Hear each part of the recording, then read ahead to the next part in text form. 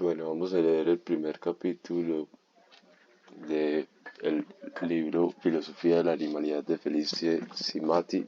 Ya leímos la introducción, donde nos hablaba de que los animales no existen, sino que digamos que son una, o más bien la categorización de animal es una creación completamente humana que se impone sobre esa alteridad absoluta que son los animales, incluso la propia animalidad humana. Bien, vamos a empezar con este capítulo. 1. Animal. Piensa con este epígrafe de Wittgenstein de investigaciones filosóficas que dice lo siguiente. Una causa principal de las enfermedades filosóficas, dieta unilateral. Uno nutre su pensamiento solo de un tipo de ejemplos.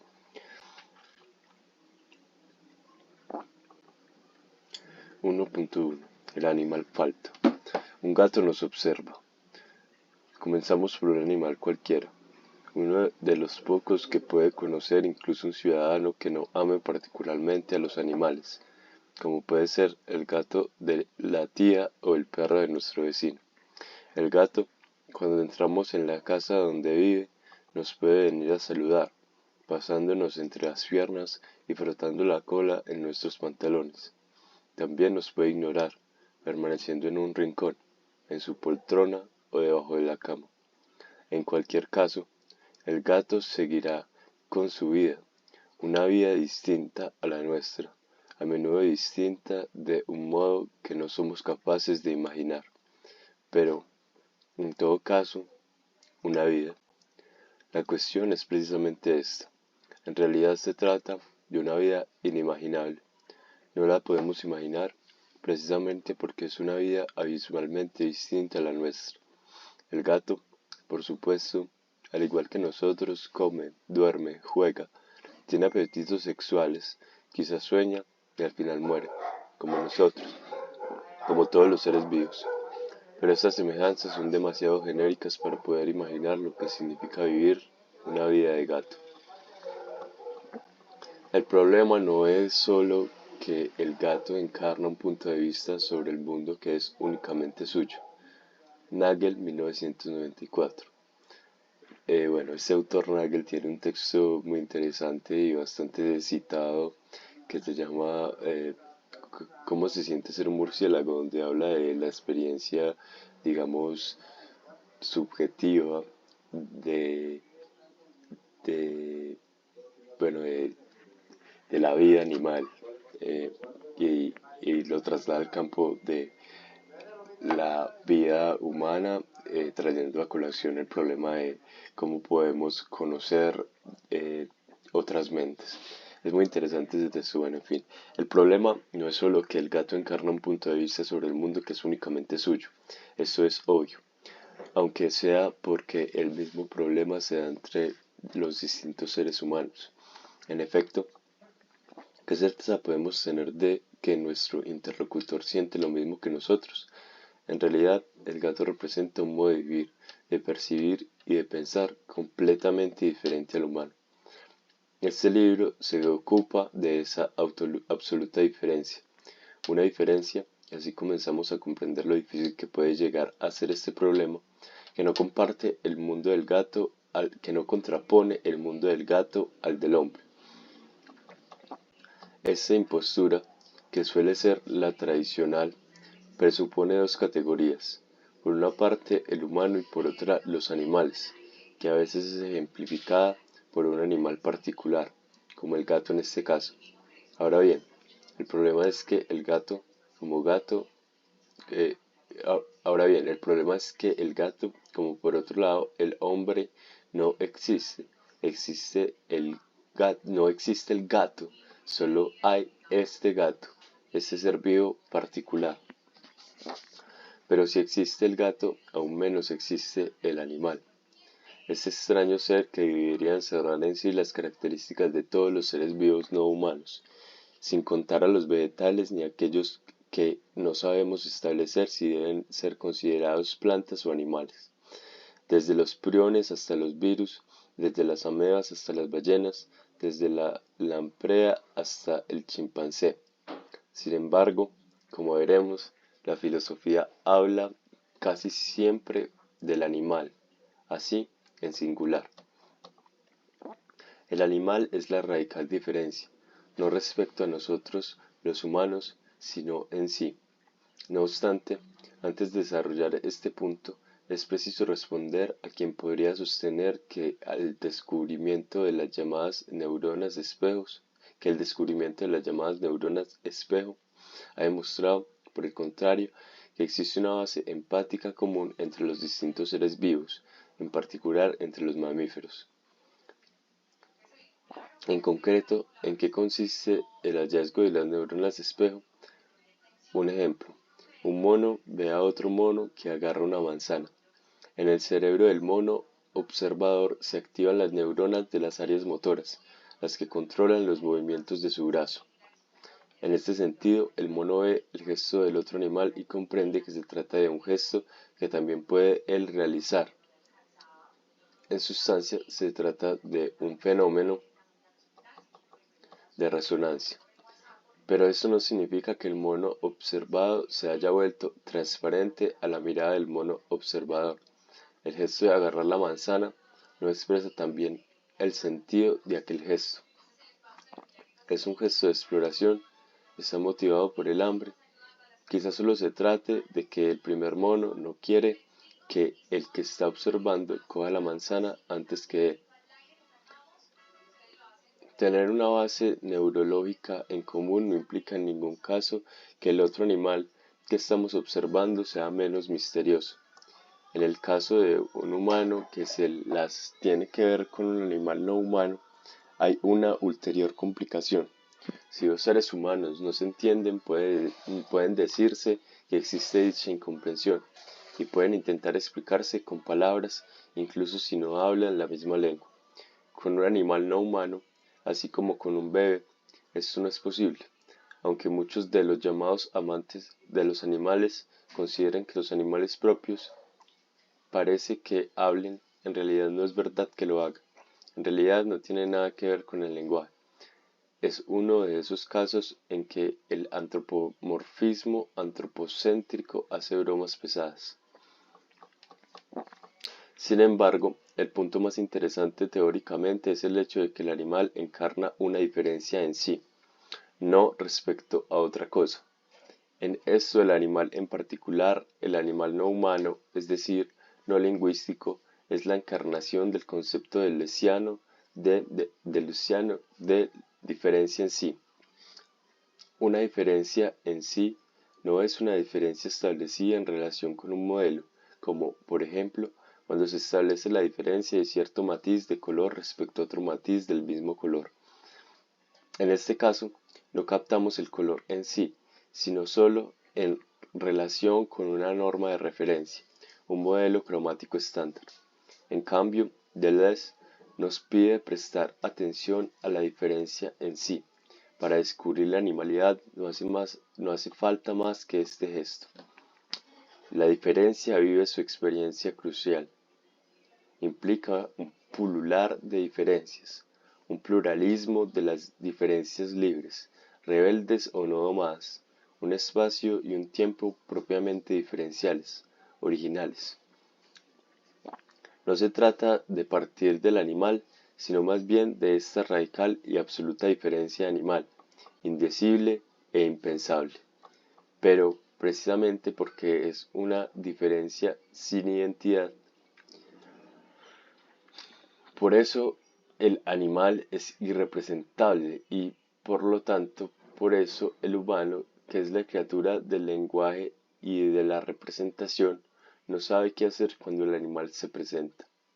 El Homo sapiens solo sabe pensar en el animal como en una criatura más o menos parecida a él, es decir, sabe pensar el animal solo de modo antropocéntrico y antropomórfico. Solo lo ve como algo que es o no es como él.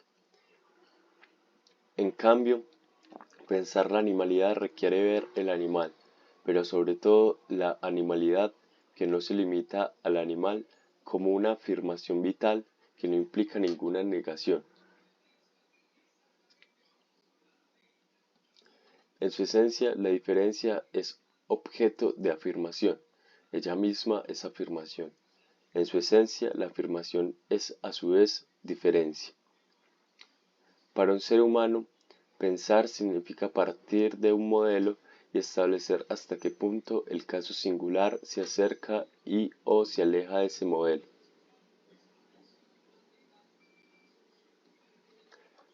En un esquema de este tipo, el animal desaparece para convertirse en cada caso en un ejemplar particular de una especie.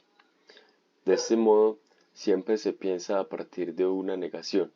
Por ejemplo, esto no es aquello, o esto es parecido a aquello. En cambio, para Deleuze, la diferencia es originaria, no presupone nada. La afirmación es anterior en cuanto afirma la diferencia y la distancia. La distancia respecto a todo principio de clasificación. En definitiva, la diferencia es la afirmación. Una afirmación que no niega nada, una afirmación que simplemente afirma su absoluta diferencia, una diferencia que es creación, precisamente porque no presupone nada. Pero, en fin, ¿qué son estas diferencias en sí? Individuaciones impersonales y singularidades preindividuales. Para hacer algo no es necesario ser una persona ni estar individuado y ser reconocible. El animal es esta diferencia en sí. La animalidad es la condición ontológica de todo lo que existe sin ser ni querer ser persona e individuo. Esa es la razón por la que el Homo sapiens, es decir, el animal personal por excelencia, no es un animal. Pero, ¿qué es propiamente el animal? Como veremos, del animal lo sabemos todo, y lo sabemos incluso antes de haber encontrado uno. Es el destino de los animales, lo sabemos siempre todo de ellos, lo sabemos desde siempre. Sabemos en particular que el animal, mejor aún, el animal, es una criatura que tiene muchas características, algunas también compartidas con nosotros, con el ser humano, pero sobre todo sabemos que el animal, por cuanto se puede parecer a nosotros, en cualquier caso, está desprovisto de algo. El animal es, por definición, aquella criatura a la que le falta algo, por ejemplo, el lenguaje, una respuesta tradicional y muy difundida, una capacidad que, en cambio, el hombre posee. Al animal le falta, esta es la ciencia filosófica de la animalidad. Prácticamente toda propuesta de definición del animal está construida según este esquema. Por una parte, el ser humano suele ser el hombre y por otra el animal que está privado de algunas características humanas. Hay que señalar que este esquema se aplica también a quien, y son muchos hoy en día, considera que el animal tiene más o menos todas las características del hombre. Consideremos el caso de alguien que, a partir de la lectura de Darwin, está convencido de que los chimpancés tienen todas, aunque sea en menor grado, o casi todas, las características cognitivas y conductuales humanas. Aunque esta posición pueda parecer revolucionaria respecto a la tesis del animal como falta, en realidad no se aleja de esta, pues incluso quien considera que el chimpancé es prácticamente igual al humano, en realidad sigue considerando al chimpancé solo en referencia al modelo humano. El chimpancé habla, piensa, espera, siente empatía, tiene sentido de la justicia. Es evidente que de este modo no estamos hablando del chimpancé, sino solo tomando siempre al animal humano como término de comparación de cualquier otra forma de vida. Entonces, el problema no es qué tipo de vida es la de un chimpancé, sino cuánto se aproxima su vida a la nuestra. Paradójicamente, no nos interesa nada el chimpancé. Incluso el animalista, con todo su celo, sigue considerando al animal desde el punto de vista del humano. Piensas en el debate bioético sobre la experiencia del dolor en los animales no humanos, en particular los que son sacrificados en las granjas industrializadas, para establecer si estos animales sufren. Se usa el sufrimiento humano como referencia comparativa y, por lo tanto, la mayor o menor proximidad de su sistema nervioso no es admitido que tienen uno a nuestro sistema neurológico. Se objetará que sirve un punto de partida y partamos de algo que conocemos bien, a nosotros mismos. No obstante, la cuestión es exactamente esta. En cada caso partimos de nosotros. La unidad de medida es el animal humano, siempre, y, por lo tanto, si un animal tiene un sistema nervioso parecido de algún modo al nuestro, se le concederán derechos, en caso contrario no. Para ser reconocidos es preciso ser como nosotros. Por esta razón, en este libro no aparecerá el importante y urgente problema de la extensión a los animales no humanos de al menos algunos de los derechos reconocidos a los seres humanos, sino más bien un problema precedente y en ciertos aspectos más fundamental. ¿Cuál es la animalidad humana? El problema, creemos, no es intentar definir por enésima vez cuál es la animalidad del animal, sino tratar de buscar cuál podría ser la animalidad de aquel animal que no parece tener otra preocupación que la de diferenciarse del resto de los seres vivos. El problema no es qué es un gato, sino qué animalidad es posible para el Homo sapiens.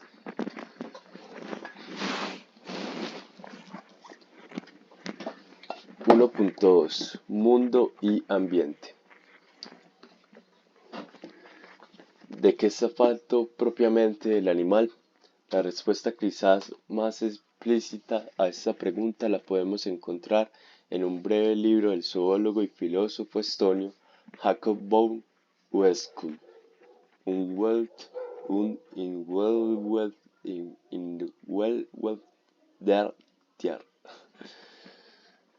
Una obra que tuvo y tiene una gran importancia para muchos filósofos, en particular para Heidegger, que construyó su teoría de la animalidad, así como del humano, precisamente sobre el trabajo de este científico.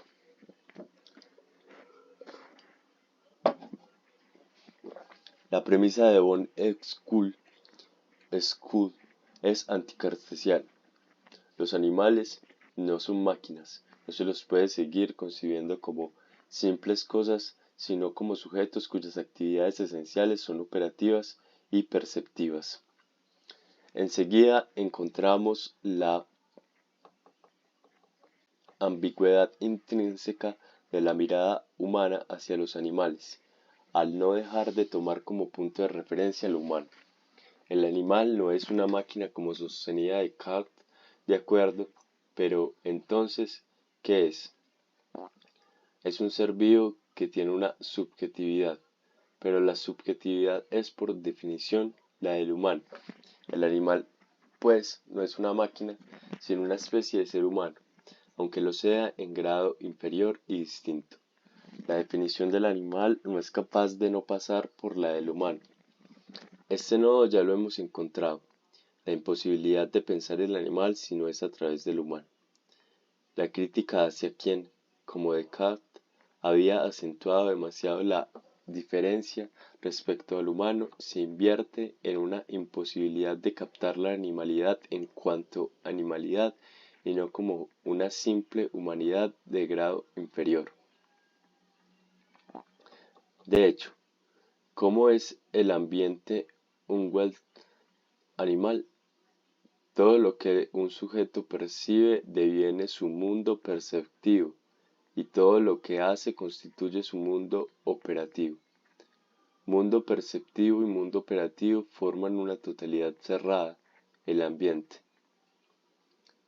Parecía que von Uexküll reconocía al animal la libertad porque el animal no es una máquina y en cambio ese mismo reconocimiento se invierte en su contrario, el animal, y no por casualidad veremos en breve cuál es el animal modelo de toda esta construcción teórica, percibe el mundo natural solo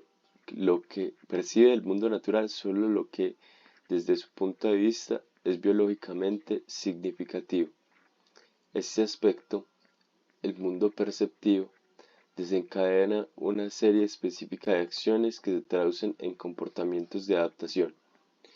Este es el mundo operativo, que está compuesto de las acciones que permiten al animal sobrevivir. El aspecto más característico del ambiente animal es que, según von Schull, está cerrado. El animal percibe solo lo que le sirve para sobrevivir. El resto está para él privado biológicamente de significado y por tanto no le presta atención alguna. Por esta razón, el ambiente está cerrado, porque en el umwelt de un animal puede aparecer solo lo que es biológicamente significativo. Von Schull propone el ejemplo de una mariposa en un prado, desde nuestro punto de vista, y veremos enseguida lo importante que es esta apreciación, pues la introducción del punto de vista humano crea de golpe una jerarquía entre los animales y naturalmente el humano se encontrará en el vértice de esta jerarquía. En este prado primaveral hay muchos colores, perfumes y formas distintas. Desde el punto de vista de la mariposa, en cambio, solo existen aquellas formas que pueden significar nutrición y reproducción. La riqueza sensible de la naturaleza, en realidad, no está a disposición de la mariposa. Tracemos en torno cada uno de los animales Tracemos en torno a cada uno de los animales que pueblan el prado una burbuja de jabón que represente el ambiente y que contenga todas las marcas perceptivas accesibles al sujeto. Apenas entramos en una de estas burbujas de jabón, los entornos que hasta entonces circundaban al sujeto se transforman por completo. Desaparecen muchos de los colores que llenaban el prado. Otras propiedades emergen desde el fondo, se producen nuevas relaciones. Cada animal vive dentro de una burbuja de jabón, que está, pero no se ve, en cuyo interior está presente solo lo que para ese animal es biológicamente significativo. En ese mundo no hay libertad, no hay nada gratuito. A cada percepción le corresponde una acción y al revés. No está previsto ningún gesto fortuito ni ninguna mirada desinteresada. En esta burbuja no parece haber espacio para el juego ni para una mirada estética, es decir, para una mirada que observe algo por el gusto de observarlo.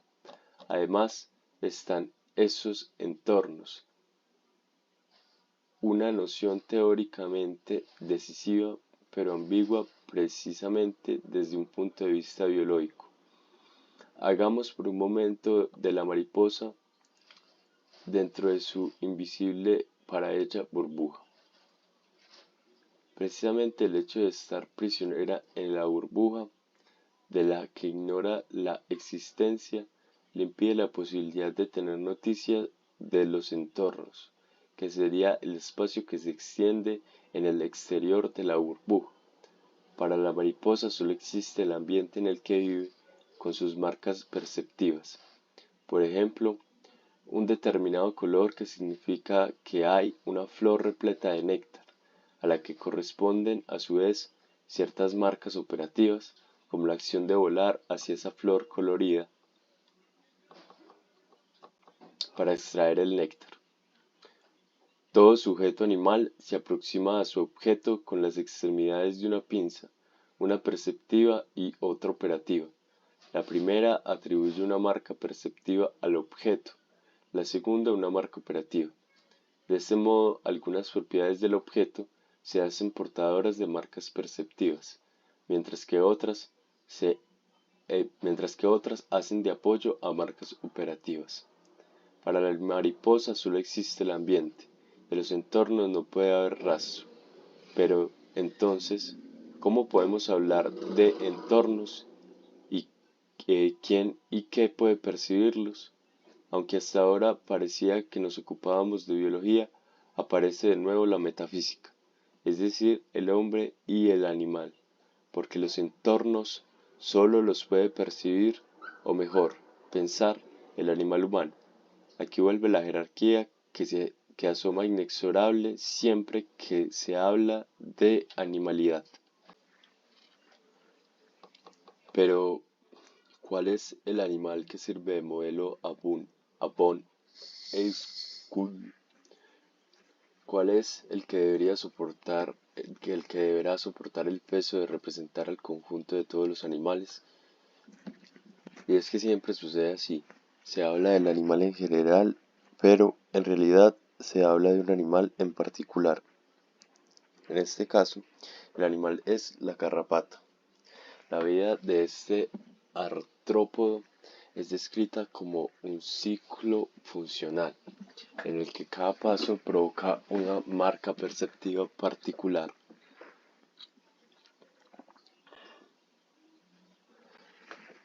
Que a su vez se traduce en una operación particular.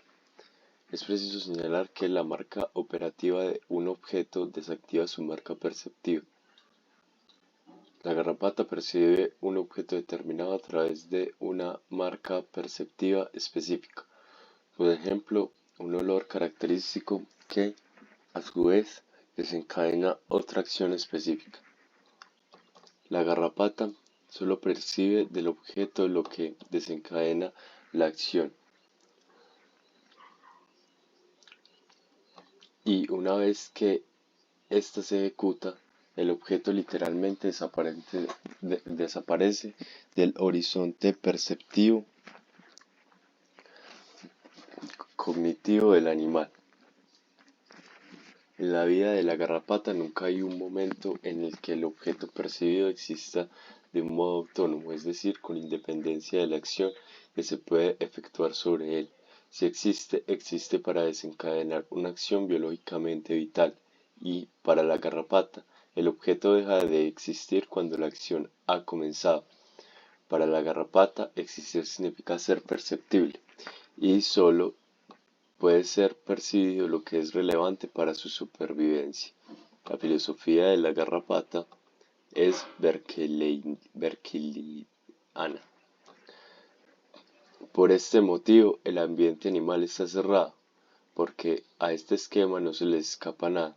No pueden existir objetos percibidos que no tengan algún significado para la vida, así como no puede haber acciones desinteresadas, porque, como argumenta von Euskul, todos los objetos animales, nótese el aditivo todos, aquí la garrapata coincide con toda la animalidad, simples o complejos, están adaptados a su ambiente con la misma perfección. El esquema del ciclo funcional de la garrapata muestra que el sujeto y el objeto se atrapan uno al otro, constituyendo un conjunto ordenado.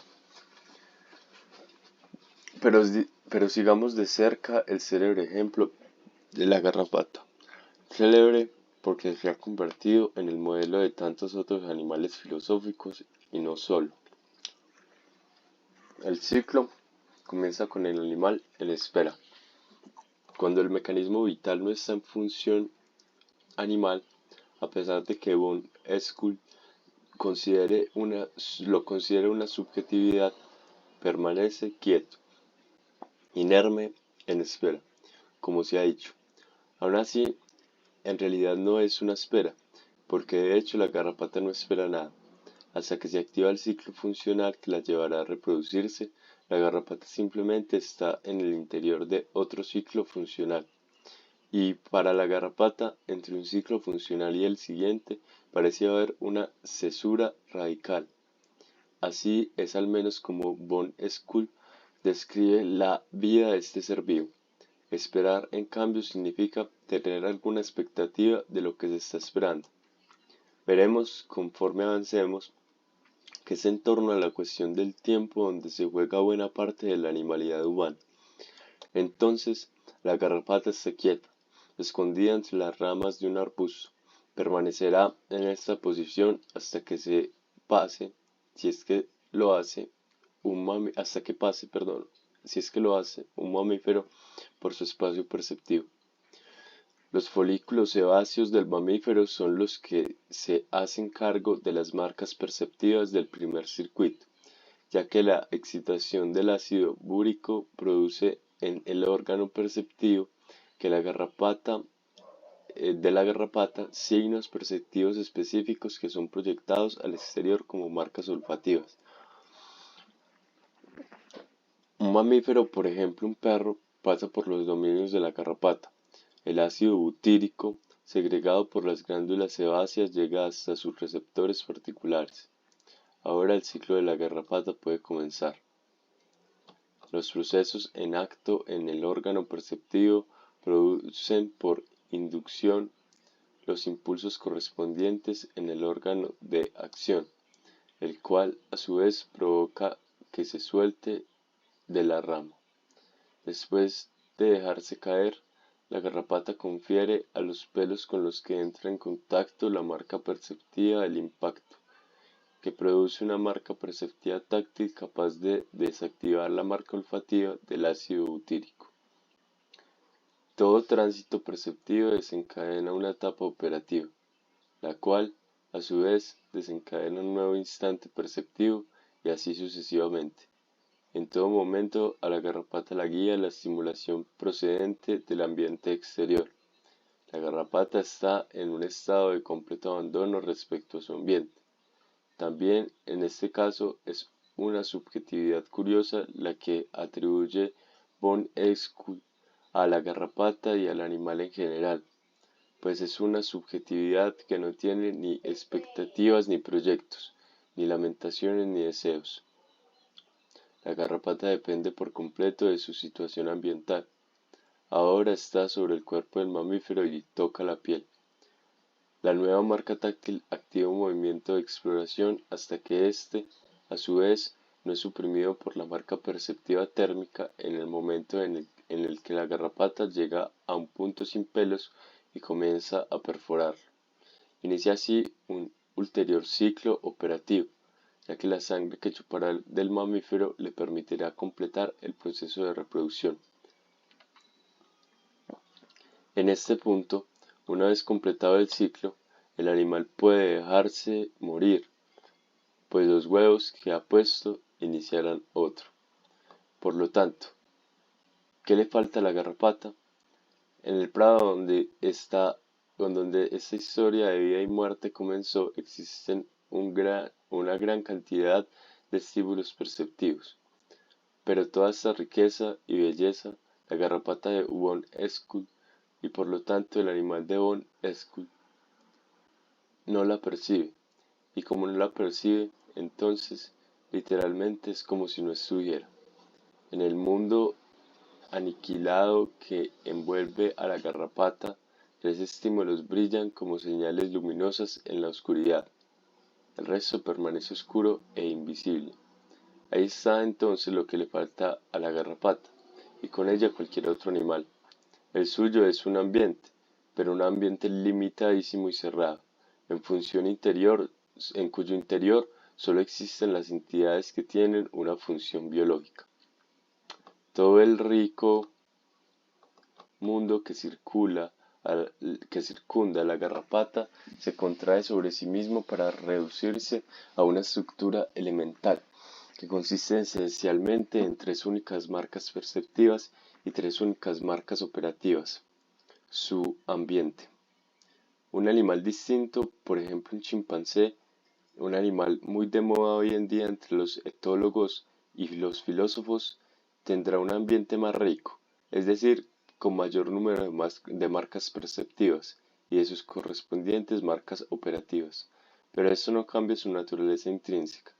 También el del chimpancé es un ambiente, es decir, un espacio cerrado y tendencialmente estático de estímulos pertinentes y de acciones que esos estímulos desencadenen. El animal es una subjetividad, pero sin la posibilidad de moverse con libertad por su ambiente. El animal es paradójicamente libre de hacer todo lo que su ambiente le obliga a hacer. Así, la mariposa verá en la flor solo comida, la garrapata percibirá en el perro solo el calor que significa la sangre, y en el fruto el chimpancé verá solo un objeto que morder. Según von Esquel, la condición humana es, en cambio, completamente distinta, pues mientras que el ambiente de la garrapata está cerrado, el del humano no lo está. Es la distinción que Heidegger establece en la contraposición entre ambiente animal y mundo humano, que veremos en la próxima sección. El problema no es biológico, sino cognoscitivo. ¿Cómo lo hacemos los humanos para saber que la garrapata vive en un ambiente compuesto de 3 únicas marcas perceptivas y de 3 únicas marcas operativas? Desde el punto de vista de la garrapata, precisamente por el modo en que está organizado su aparato perceptivo, no tiene sentido decir que su ambiente está cerrado, ya que la garrapata no tiene nada más que percibir que lo que en efecto percibe. ¿Quién puede decirle a la garrapata que en su ambiente hay mucho más que percibir? Por supuesto, un ser humano, y solo él, el único que puede percibir también lo que se extiende más allá de los confines biológicos de cada ambiente animal determinado. El ambiente del animal constituye solo un fragmento de los entornos que vemos extenderse alrededor de él. Los entornos no son más que nuestro propio ambiente, el ambiente humano. Jacob von Uesquel no parece captar todas las consecuencias de la diferencia radical, una diferencia que él mismo establece que existe entre el ambiente de la garrapata y el del hombre. El mundo humano, por usar la terminología de Heidegger, no es solo más extenso que el de la garrapata, sino que además está constitutivamente abierto, pues contiene entidades y propiedades, por ejemplo, la belleza de las flores, que no tienen o no parecen tener un valor biológico y que, sin embargo, el hombre es capaz de percibir. La relación con el mundo del animal humano no se agota en los ciclos funcionales de los que en cambio la garrapata no puede salir.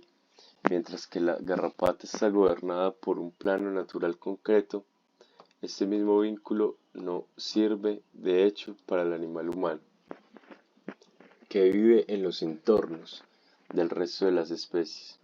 Pero, ¿por qué el animal humano, único entre los seres vivos, es capaz de ver lo que los entornos de los distintos ambientes animales determinados los otros animales no pueden ver? La distinción entre ambiente y entornos es biológica o se trata de una definición de lo humano como el ser vivo que no tiene un ambiente natural, sino que vive en los entornos de los ambientes animales. Y, sobre todo, y esta es quizá la pregunta más inquietante, ¿hay un modo de distinguir entre estas dos condiciones?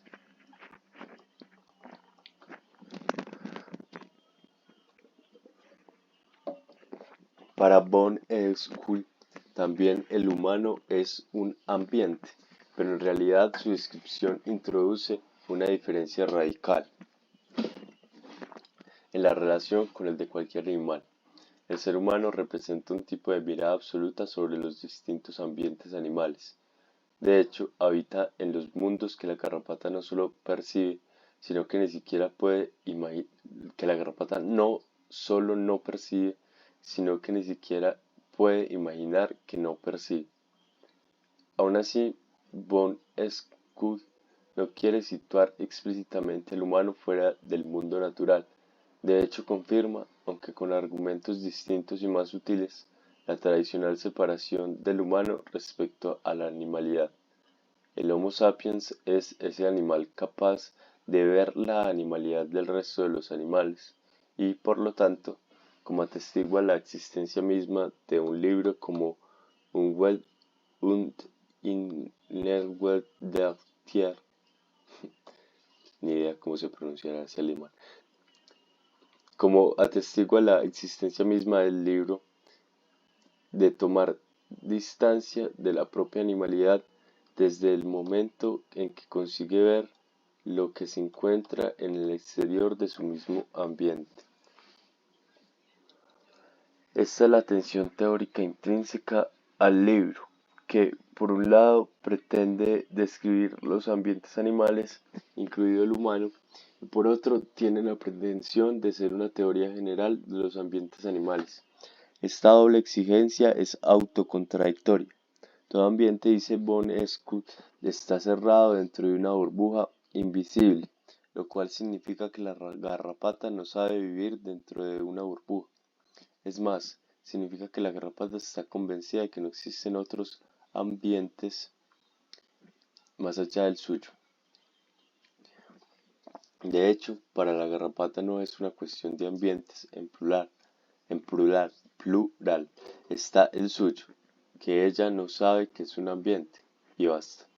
Ahora bien, si es cierto que cada uno de nosotros, hombres y animales, vive encerrado dentro de su mundo, es decir, dentro de su burbuja, ¿quién ha escrito este libro y cómo ha podido hacerlo?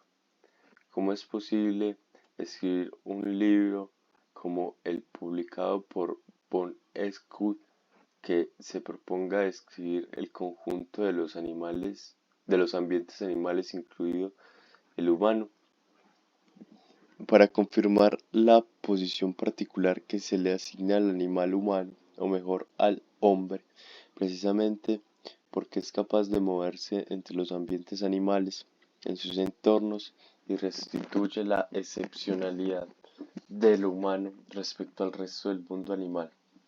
La garrapata lleva su vida, que por hermosa o fea que pueda ser, es la única que puede vivir. El hombre, por el contrario, es capaz no solo de vivir la vida que vive, sino también, y sobre todo, de tomar distancia de su propia vida. De hecho, es capaz de relativizar su punto de vista, es decir, de ver el punto de vista propio. El mundo, como lo llama Heidegger, es exactamente esa capacidad de no quedar adherido a la propia vida. Esto es, al ambiente natural propio. En efecto, para Heidegger, la cuestión del mundo está directamente vinculada con la tesis fundamental según la cual el hombre es formador de mundo, mientras que el animal es inseparable del ambiente. En este caso humano, el mundo es distinto y está a merced del humano. Usamos la expresión formación del mundo en una pluralidad de significados. El ser ahí del hombre forma el mundo. 1. Lo produce. 2. Da una imagen, una visión de él. Lo representa. 3. Lo constituye. Sin embargo, la existencia misma del libro de von Escud sirve de testimonio de esta separación constitutiva entre la vida vivida y la vida pensada, entre una vida animal y una vida humana. El ser humano, en el fondo, es una garrapata que sabe que es una garrapata y, por lo tanto, deja de ser una garrapata. Por esta razón, al animal le falta algo, porque solo puede vivir en el ambiente que le ha tocado, mientras que el acceso al mundo le está cerrado.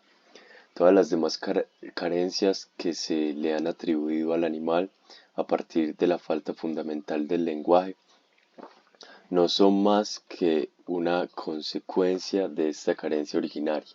El animal vive y punto, mientras que el hombre no coincide con la vida que vive.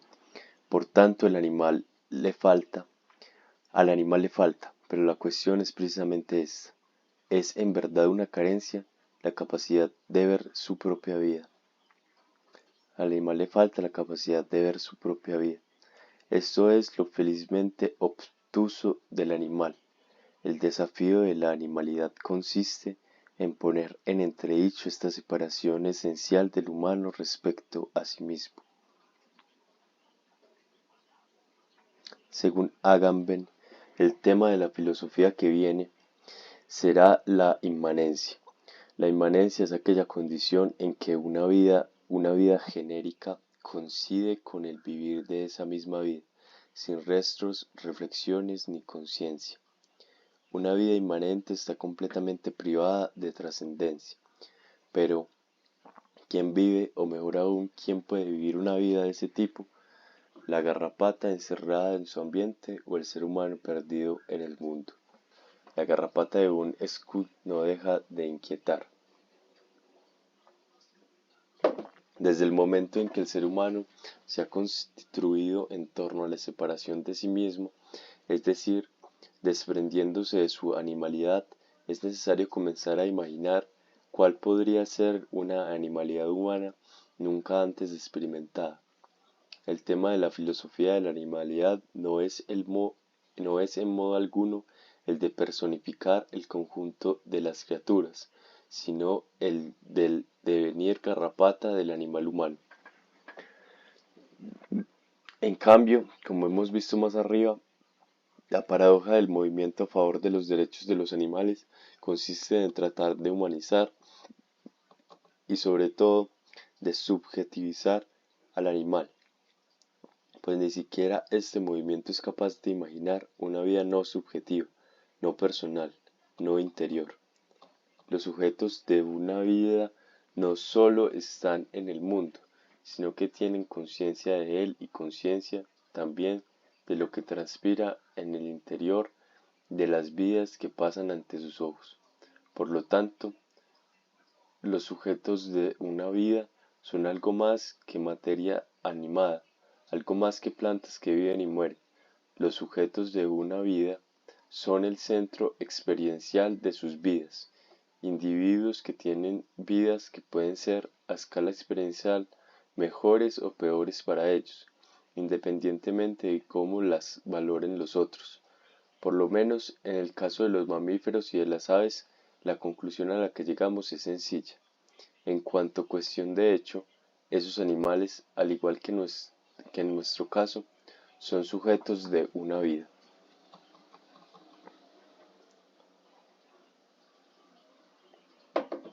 En el fondo, Regan desplaza el confín que Heidegger había trazado entre el hombre y el animal,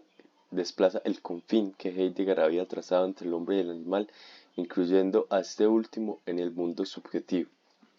También Regan, como Heidegger, considera el mundo animal como menos significativo desde un punto de vista ético.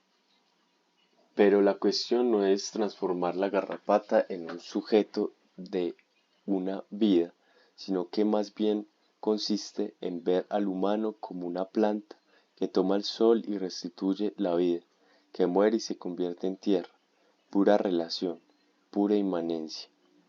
En este sentido es importante subrayar el tema del devenir garrapata del humano.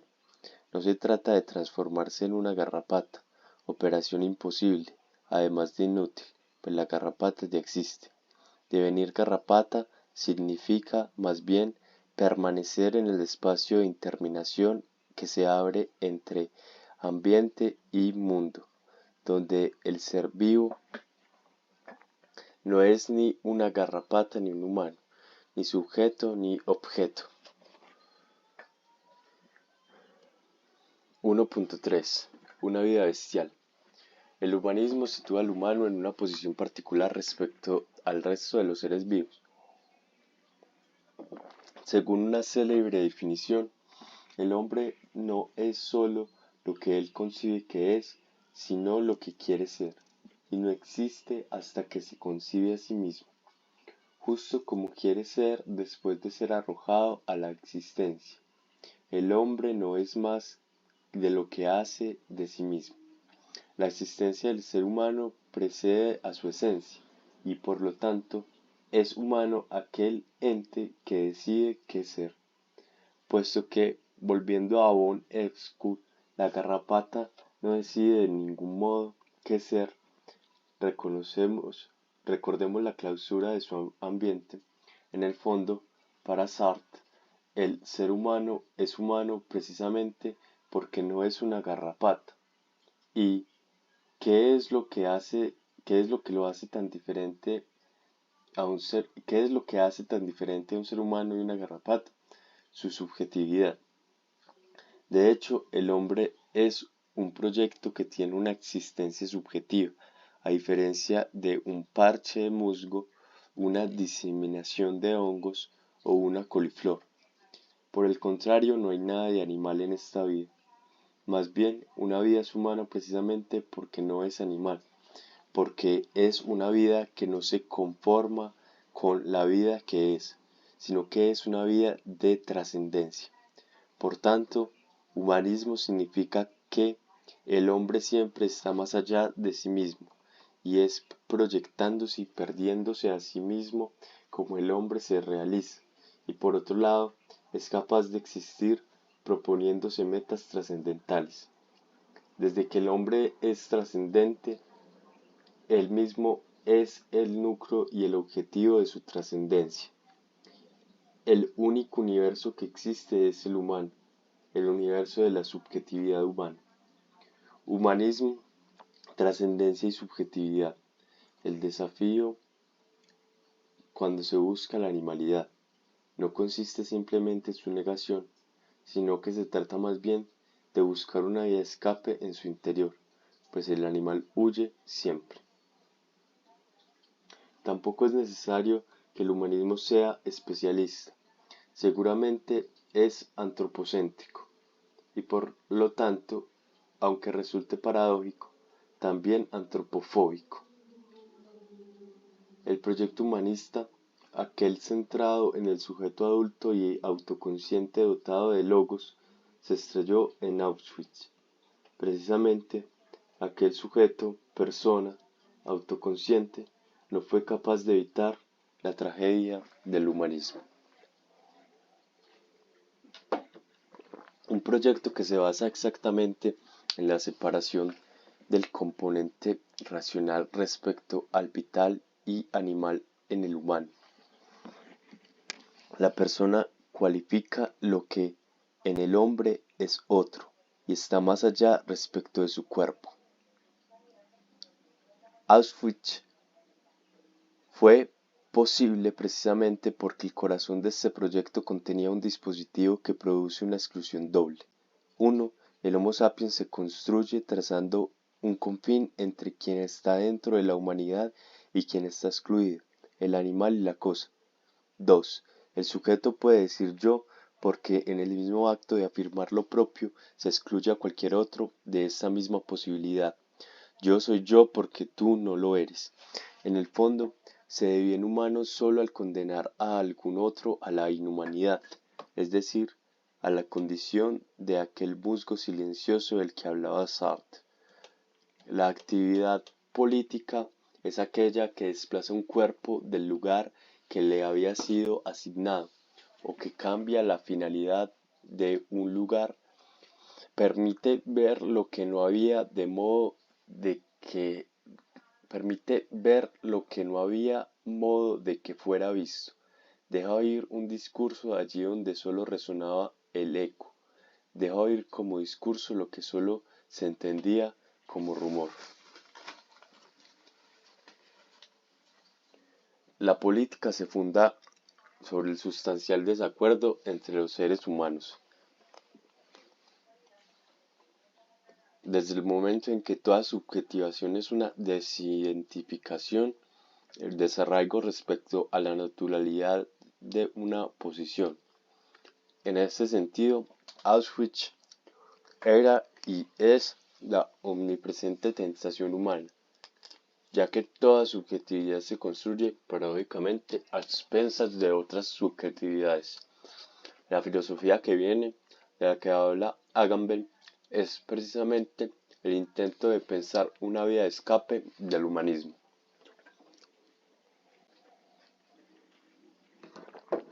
Pero, ¿por qué el humano es esta doble exclusión? La figura central del problema del humanismo es la de Martin Heidegger. Resulta significativo que Giorgio Agamben, en el breve ensayo La inmanencia absoluta, no sepa colocar su figura respecto al tema de la inmanencia. Heidegger está de parte de los filósofos de la trascendencia, de Kant a Derrida, o de los filósofos de la inmanencia, de Spinoza a Deleuze. Por un lado, Heidegger es el filósofo que, en Carta sobre el humanismo, se propone abandonar el asfixiante subjetivismo metafísico. Por otro, sin embargo, también es el filósofo de la separación definitiva entre el humano y la animalidad.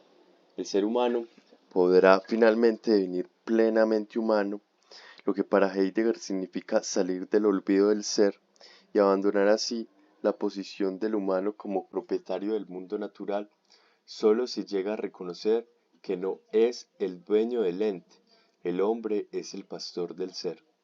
Para Heidegger, este paso decisivo puede llegar solo a condición de que se separe drásticamente al humano del animal. Así pues, la posición de Heidegger desde el punto de vista de Agamben es difícil de situar.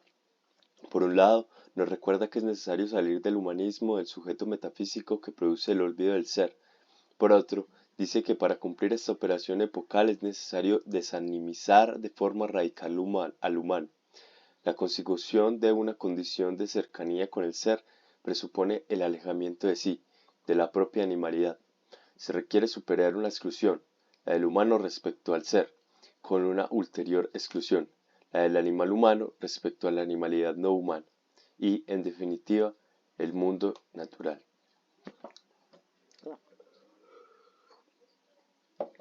Probablemente, entre todos los entes, el ser vivo es para nosotros el más difícil de pensar, porque por un lado es el que en cierto modo nos es más afín, pero por otro está al mismo tiempo abismalmente separado de nuestra esencia existente.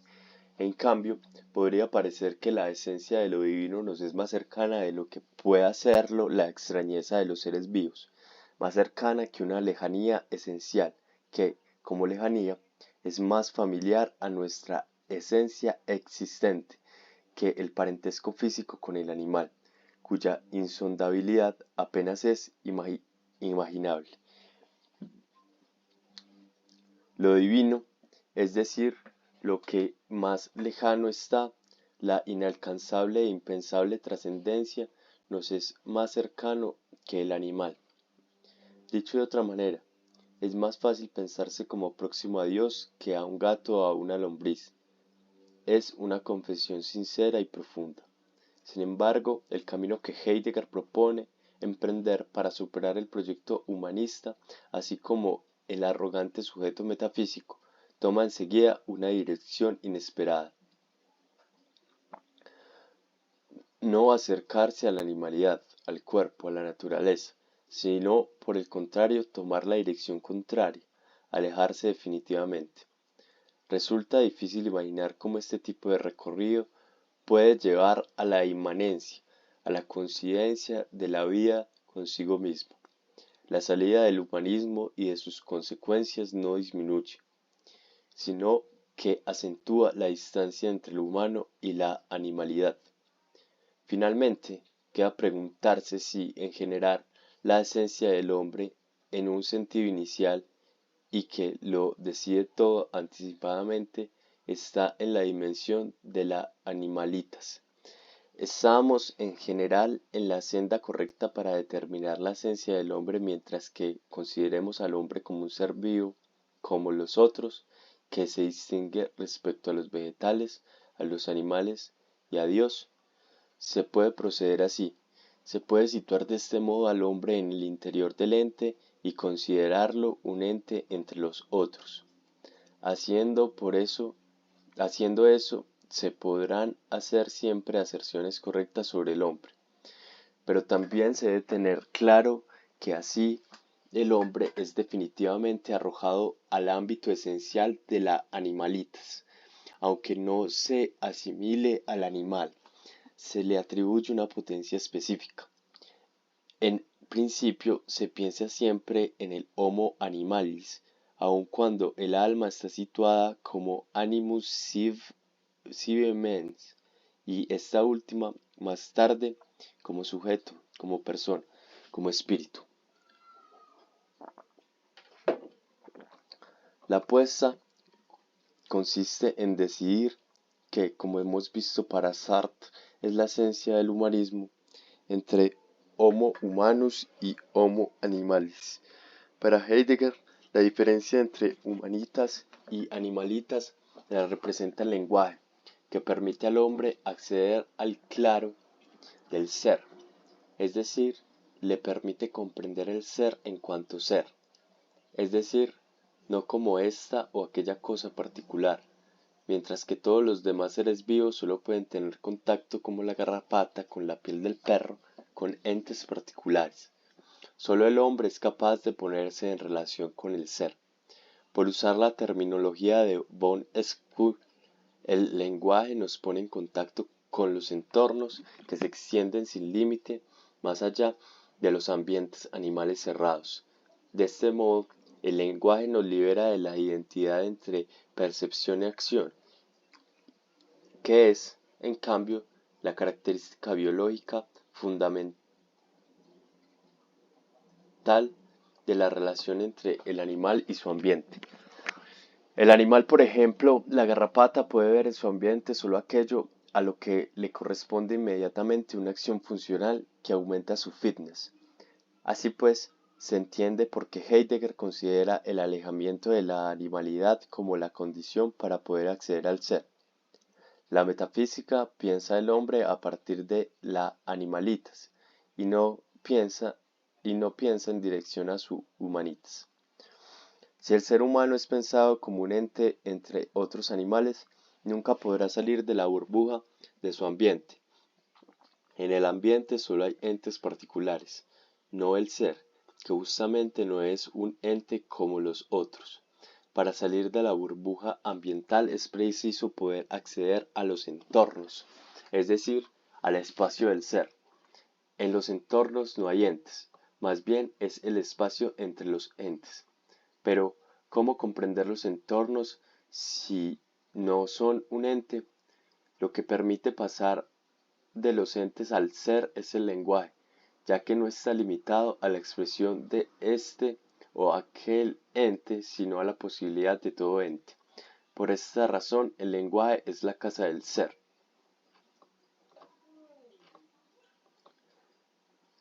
Habitando la cual el hombre existe, perteneciendo a la verdad del ser y custodiándolo. Hemos partido con Agamben del problema de la filosofía que viene, es decir, de la cuestión de la inmanencia, de una vida sin trascendencia, de una vida que coincida sin restos con la vida misma. En este recorrido enseguida hemos encontrado a Heidegger como el que primero y mejor, quizá, comprende la crisis de la subjetividad del proyecto humanista.